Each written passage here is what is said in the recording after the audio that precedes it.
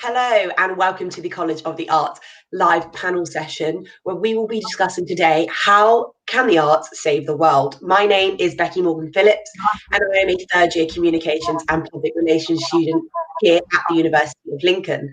I am joined today by several lecturers and academics from the university, from the College of the Arts specifically, and they will be discussing this topic with me today. Just a quick reminder, if you have any questions or would like to ask anything at all, just pop it in the comment box and I will go through them throughout the chat. You can also head over to Unibuddy where you can discuss with staff and lecturers more specific questions about your programme. So I'm going to get everyone to introduce themselves and let's start with Rachel. Unmute myself there.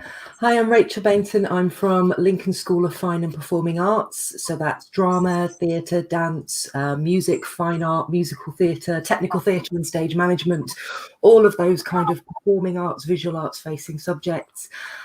My role, I'm lecturer and I'm also in a kind of a special role for Lincoln. I'm creative engagement producer for the school. So I'm an embedded producer and my job is to produce and maximise the work that the students make and get it out there to professional platforms. And Alex. I'm Alex Leftchuk. I'm the programme leader for communications and public relations at the University of Lincoln, in the Lincoln School of English and Journalism, and also the founder of Siren Radio, the university's very own community-based radio station, and the producer of nigh on 5,000 podcasts. And Emilio. Thanks, Becky. I'm Emilio Rossi. I'm part of the Lincoln School of Design, where I teach in the BA Honours Program, Product Design and Master of Art Design programs. And Stephen? Yes, hello, I'm Stephen Pretnov. I'm the head of the School of Architecture and the Built Environment at the University of Lincoln. I have a mixed background in construction, engineering, architecture and environmental studies. I'm very interested in the environmental impact of everything that we do. And lastly, Annie. I muted myself when I unmuted. Thanks, Becky. I'm Annie Morad. I work at Lincoln School of Film and Media. I work in the BA Photography department. My background is in arts practice, so I'm a practitioner who looks at environmental ways of using photography and moving image. Thank you, everyone. So we'll kick off with the big question then, the overarching question. Can the arts save the world? And how, I suppose? Who would like to start us off? We could say yes and then end this discussion here, but I think that probably would be a little bit unfair. I mean, from the point of view of the notion of saving the world, we're all saving the world, but at the same time, the kind of inspiration, and I use that word quite deliberately, the inspiration that can actually come from the arts in all its many and varied forms, whether that's performance, whether that's written, whether it's visual, any of those aspects can all help inspire and build upon this great human adventure. So from the point of view of dealing with the environment, for instance, yes, what we're doing today has certainly actually saved considerably the carbon footprint because we're actually connecting together from being all over the country. And this is one case of how the imagination, Imagineering, to use that 20th century phrase, has really kind of impacted on terms of our day-to-day existence. We've kind of been driven into this because of the pandemic and so on, but I think actually there are some really good positives coming out of that in terms of, as I say, that wonderful Greta Thunberg scenario, saving the world. It's a combo of a big question and a small question. So even just being at a university gives you the opportunity to research, to understand, to study, to understand where we've come from and how we've got to where we are and where we might want to be in the future. And then especially in the disciplines that I work in, I think our great superpower in terms of changing the world is empathy and understanding and the ability to put ourselves into the shoes of other people, to imagine other lives, to work collaboratively, interdisciplinarily, and to work together and come together to think about the kinds of people that we are, the kinds of people that we want to be, and think about what's happening now and the changes we might want to imagine. I think it'd be quite useful if I came in here because I think most people are well aware that the built environment as a sector is a major causal factor in climate change, in energy consumption, and in producing carbon emissions on all sorts of levels. A very significant proportion of the damage that is being caused to the environment comes from buildings, and we are very aware of that. And part of the problem is that we have lots of older building stock in this country and other countries that are causal. But the really important thing is, because we're aware that the built environment causes many of the problems, or has done in the past, we're able to use the creative industries within the built environment to help resolve that problem, and we have a significant job to do. I think one of the most important elements for me and for the School of Architecture and Built Environment is that we, in order to resolve the problem, we have to think very carefully about how we design buildings. There's no doubt about it, and we're very good at thinking about designing and in implementing good design solutions to the problem. But there are other elements of the problem, including how we actually fabricate and construct buildings in a sort of a reduced way and an efficient way. And we also have to think about how we occupy the buildings that we live in and that we work in. Now, most of the research we do in this field deals with the holistic approach to designing well, building well, and occupying buildings well. And if any one of those three links fails, then we haven't produced a sustainable environment in the long term.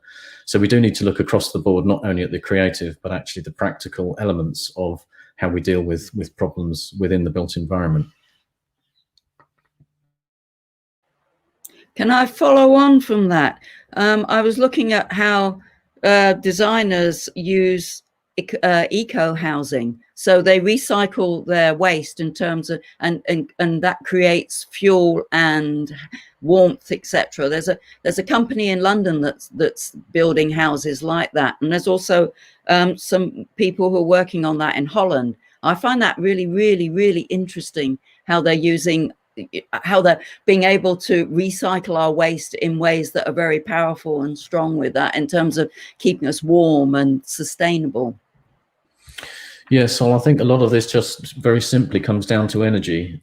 We have plundered finite resources of fossil fuels for many, many years, and we're getting much better at converting fossil fuels to energy in an environmentally friendly way. We're getting better at generating energy from free natural resources, renewable energy, and we have been using waste to produce energy for some time now. There are many combined heat and power systems in this country that burn wasteful materials that would otherwise go into landfill and cause damage for hundreds and hundreds of years in order to generate that energy.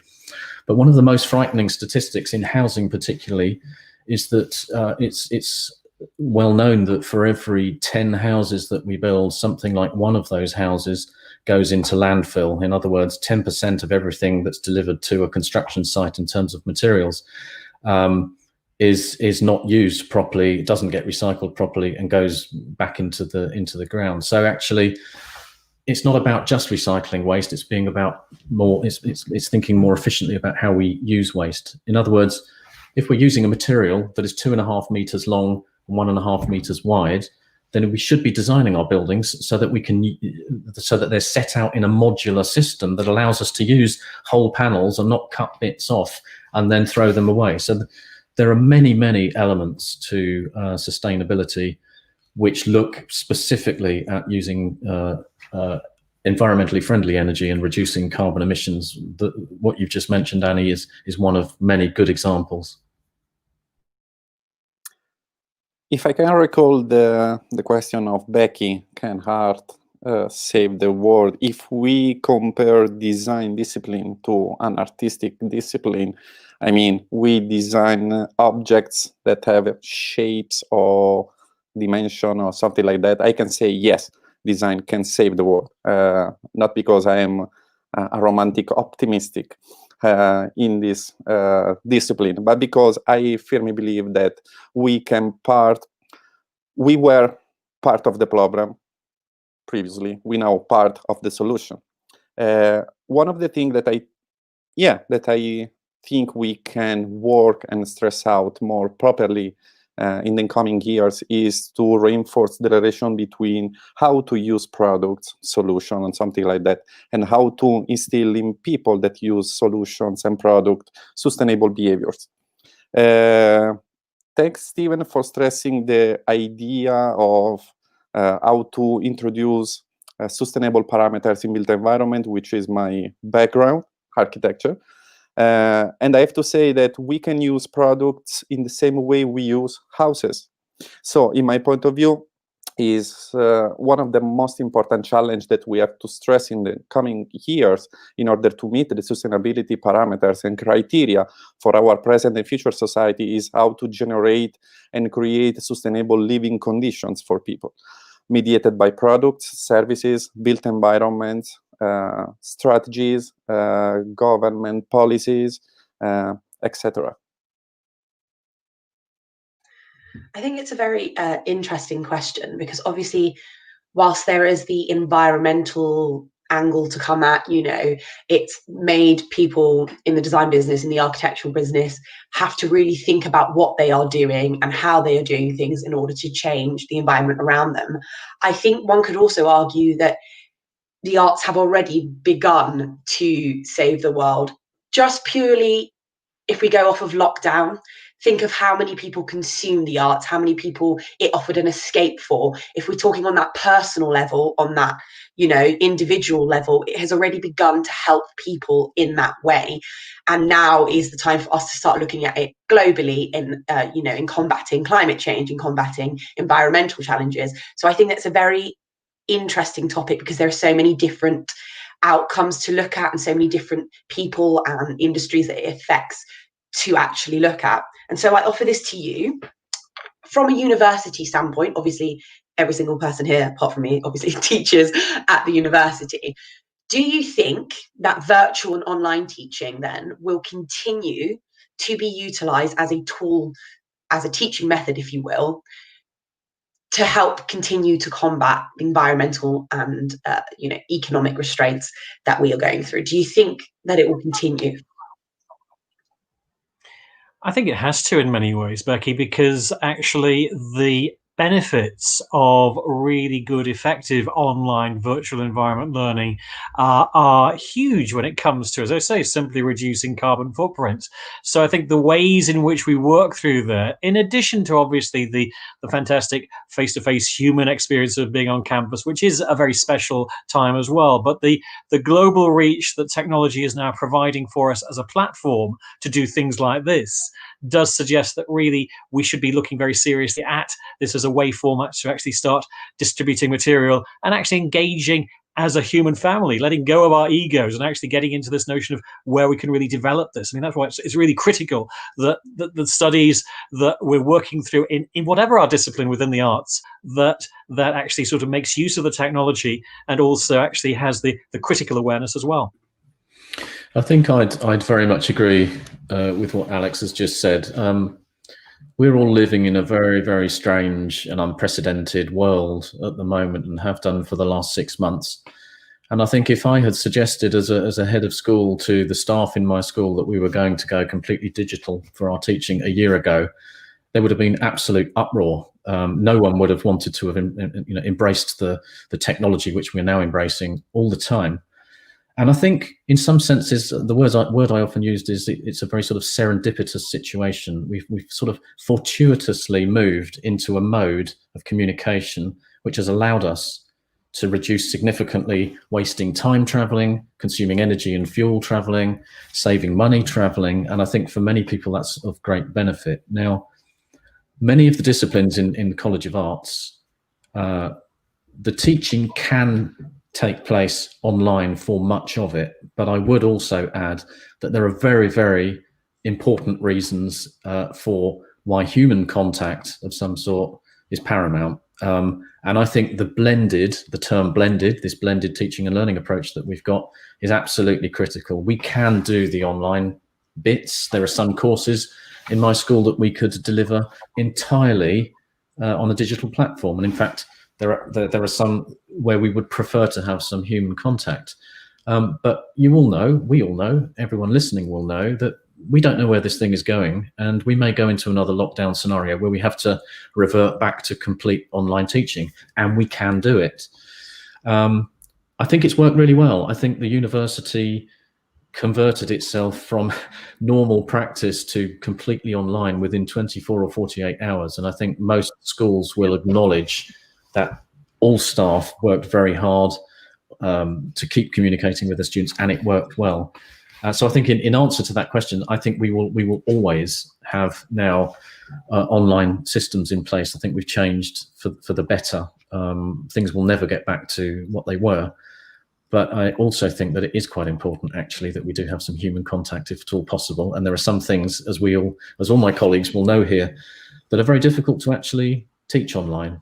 Just before I stop speaking, one example is in our design studios, we sit students around a table with a tutor or two tutors, and we actually get bits of paper out and we draw all over them, and we write and scribble and get tracing paper out. And that's an important part for us of the design process. I mean, absolutely. I can follow on from that. I'm teaching in fine art. I'm teaching in theatre. In fact, I teach across all of the programs in our school in terms of professional practice and managing your art and becoming a student as producer. How do you produce your own creative work? And I think as you said, Stephen, it's kind of serendipitous.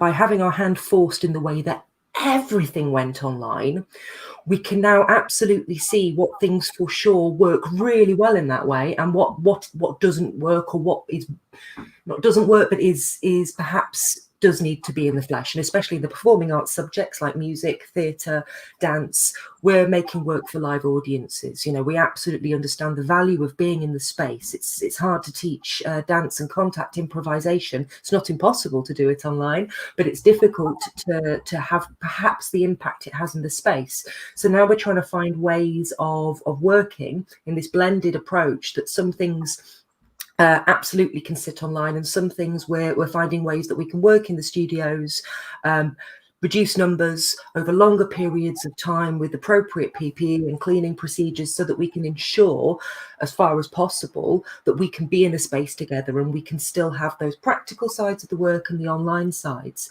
But I mean, in terms of my teaching on creative industries and professional practice, working digitally like this means that for one of my modules, I run a guest speaker series, and we invite industry professionals from across the sector to come and speak to our students from all the disciplines in the school about the routes into industry, their day-to-day experience, the challenges and opportunities they're seeing right now. And we start to help our students build networks with professionals right from the get-go.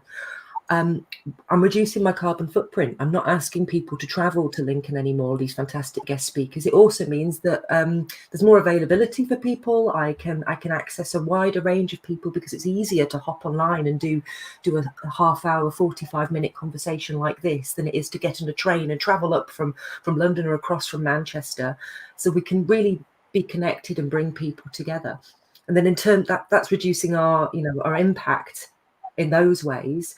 And then for those practices that are live and that are studio based, or that need an audience, or perhaps can't be done digitally in those ways, there's a real opportunity right now to rethink our practices in terms of sustainability, in terms of the environment and recycling, and all of those things that we know are so important. With the Student Lincoln Company, which is a professionally facing company that we send up to Edinburgh Festival each year, we've just signed up to the Staging Change Network, which is an organisation that invites performers and theatre makers and dance artists to commit to making significant changes in the way that they make work and in the way that they deliver their practice, to ensure that it's forefront in your mind, that you're always thinking, how can I do this better? So we've got lots of opportunities again from what's going on right now. Can I just add to the about online teaching? It's very important that students don't see it sort of in a vacuum. So it's very important that they understand that we will follow up with this, and that it will be as personable as possible using any tools we can. And we do openly ask them to ask us following questions on either a one-to-one or group basis. So it's not just look at this video, do the stuff. You know, there is ongoing dialogue, shall I say. Interactivity is actually key to, I think, everybody's subject here in terms of ensuring that we have that personal connection with students, and that they're obviously able to ensure that they can interact with us as well. Yeah, obviously the online teaching has an important pro for the environmental point of view, because for all the statements that have been underlined by Stephen, there are many pros in using the online teaching. However, in my point of view, we have also to consider the other side of the coin, which is losing the interaction between students, teaching staff, what we were used to call, the campus experience in the university, which is an important part of our personality and even our mood in the future. In my point of view, it's important to say that the online teaching that we have done in last semester, but even the ones that we will do in a couple of weeks, is not just a translation of our teaching that we were used to do in the studio online, but this involved a lot of work, effort, and even self-reflection on what we are doing and what is the best way to convert what we were used to do in the studio for a new platform that we have always watched, keeping a certain distance between us and the solution, the technology-mediated solution, etc. What we have done in the Lincoln School of Design, especially for what concerns my program, the Bachelor in Product Design, is to enrich and develop a modality, an holistic modality to work with students, which is based obviously by online teaching, but also physically and blended learning. Yeah, this is an important thing that we can also to consider in terms of sustainability, how to reach the sustainability with a sort of collective inclusivity that need to be reinforced and also can work together in order to generate a powerful effort. Yeah, I think that's a really, really good point, Emilia, especially about the student engagement and how that will be affected by online classes. Because obviously at the beginning of this, people weren't keen on going online completely. A lot of our courses, we are used to that interaction. My course specifically is a rather niche, small course. We all know each other, we all get along well, and we're used to having that constant interaction with each other. However, I think it's vital for a student to learn how to do things virtually, especially if that is the way that the industry is going. It is going to set you up very well for when you actually go into the working world, if you understand how these things work and you understand how to still successfully deliver whilst doing everything online or doing a lot of it virtually. I'd like to thank James Galing, I hope I'm pronouncing your name correctly, for that question, because it has obviously garnered quite the discussion between us. I'll give you a challenge then. Can you all, in one single sentence, explain why your industry is the most important when it comes to the arts saving the world? I see we're all rushing to actually do this now. Yeah. Go on, Alex, kick us off then. Okay.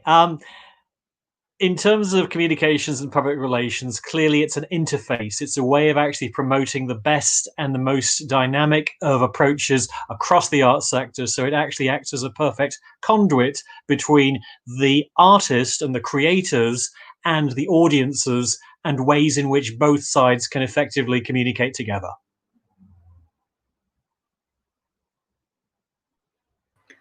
I'd like to say, and I'm including photography within the arts here, that it provides a very good platform for discussion and open debate on these.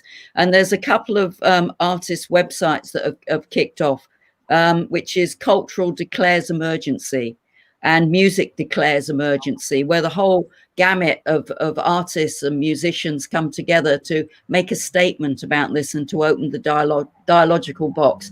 And photography, especially at the moment, obviously can display things to a wider demographic, because all our exhibitions are now going online and opening up that debate.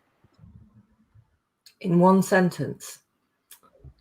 Yeah, so I'm going to come in there, because yes, it's taken me a little while to formulate this, because actually doing it in one sentence is very tricky. But I would go back to the point that I originally made. My sentence is very simply that the built environment is the primary cause of and the primary solution to the environmental problem. Okay, I've written it down.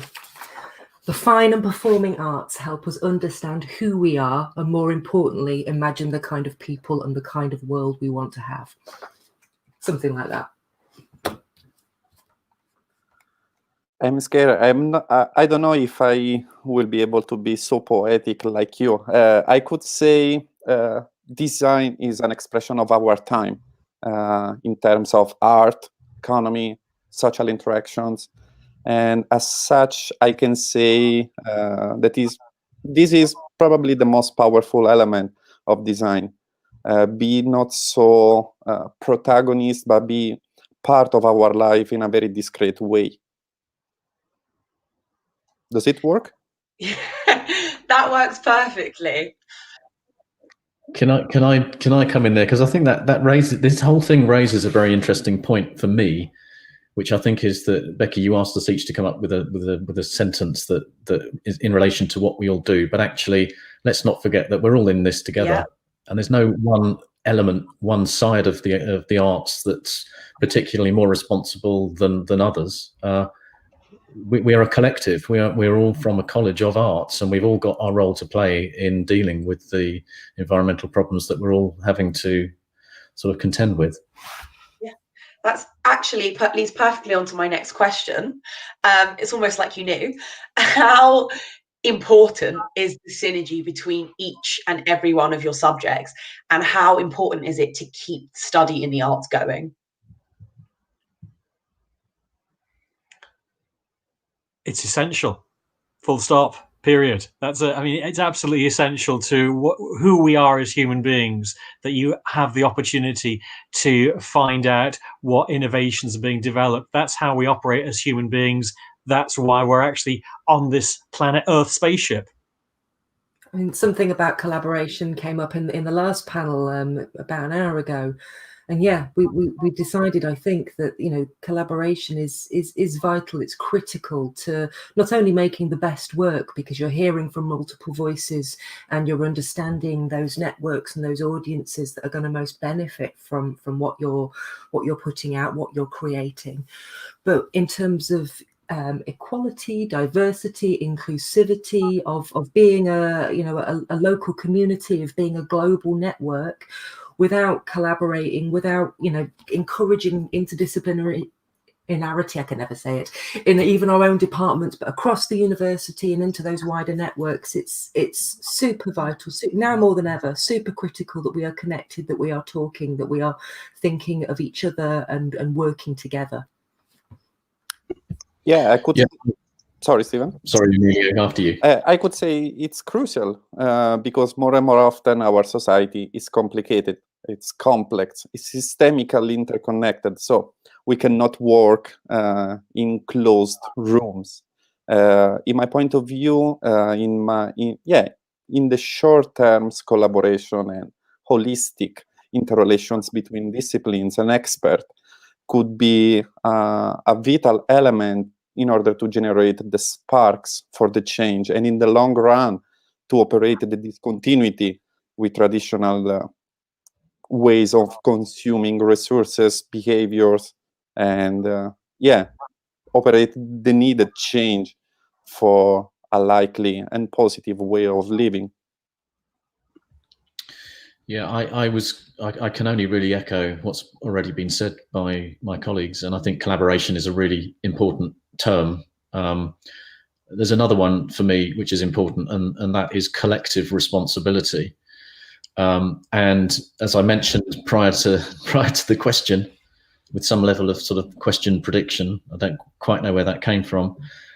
It is a collective responsibility, but actually it's not only within the College of Arts and the different disciplines. This goes beyond arts too. Let's not forget that we're not siloing arts either, because we have to collaborate beyond the arts, not only within our own subject areas, but also beyond. And the sciences is another good sort of body or group that also needs to work together. We're all in this together.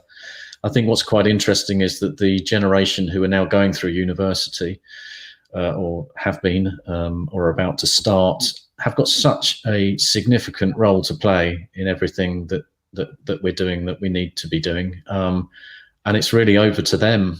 That includes you, I guess, Becky, your generation to actually deal with and resolve these problems. We're only here to sort of assist and support and supervise that work. In many cases, it's your generation that are going to have to grab hold of these collaborations and run with them.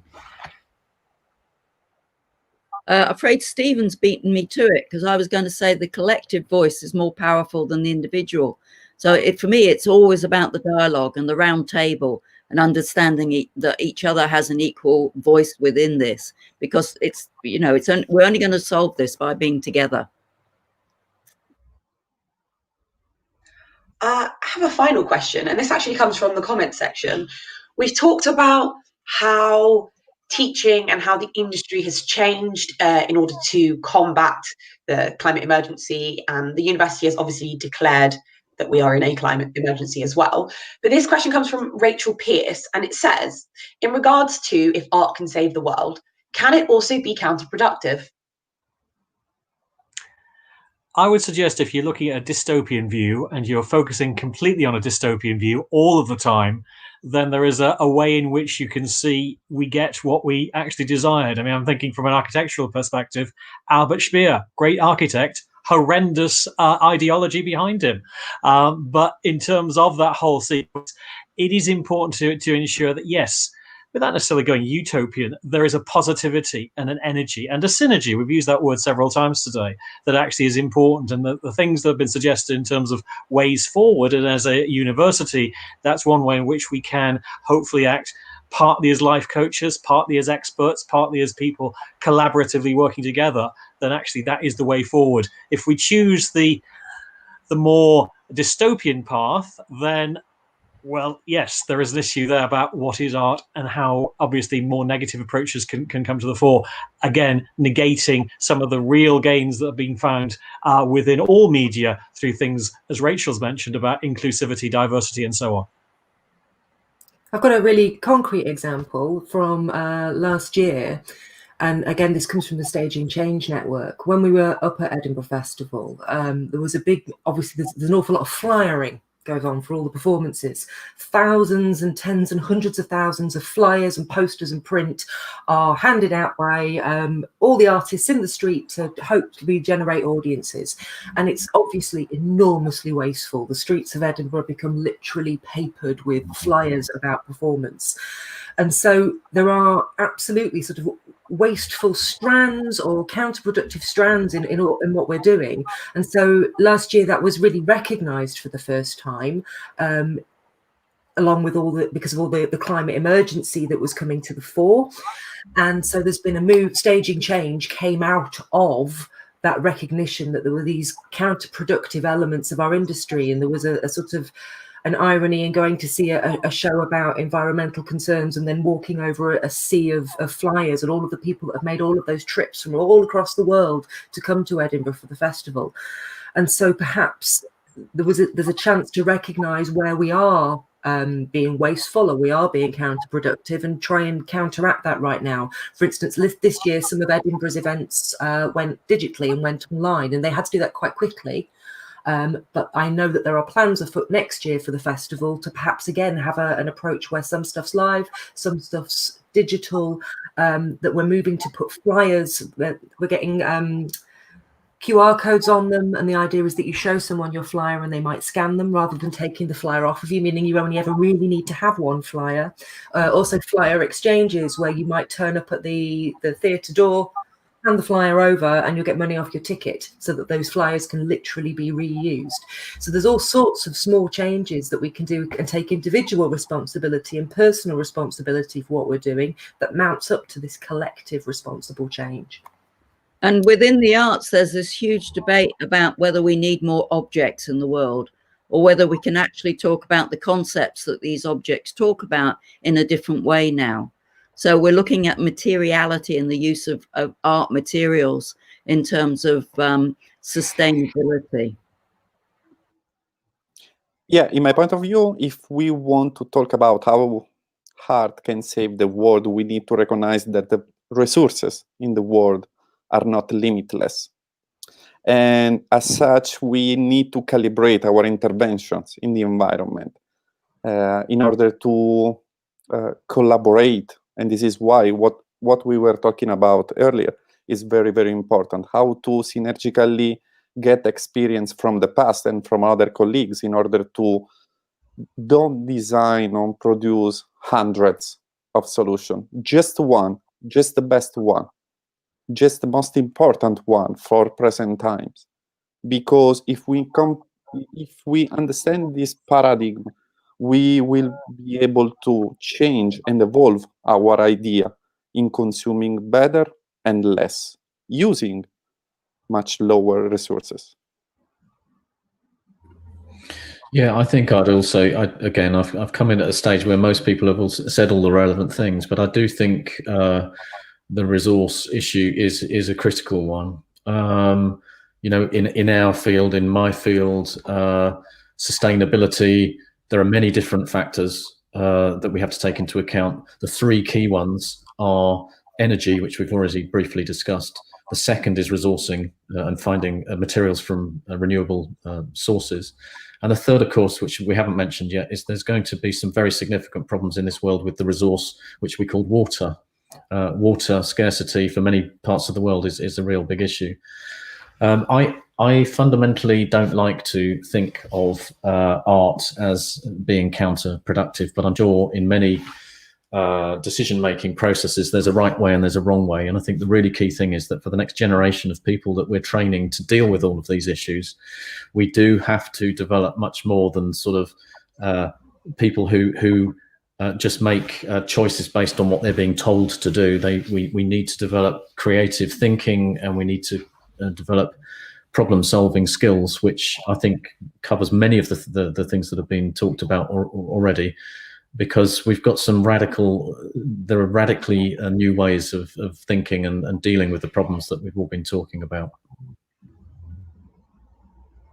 I think that is a perfect place to leave off for today. I'd like to thank all of our guests for joining us and for giving us inputting, their opinions and thoughts into this conversation. I'd also like to thank everyone who has asked a question in the comments. Remember that you can also go over to Unibuddy to discuss with staff and lecturers more about your specific program. Thank you for everyone for joining us. Thank you everyone for watching, and I hope that you've learned something today, or it's made you think about something a bit more. Thank you. Bye. Thank you, Becky.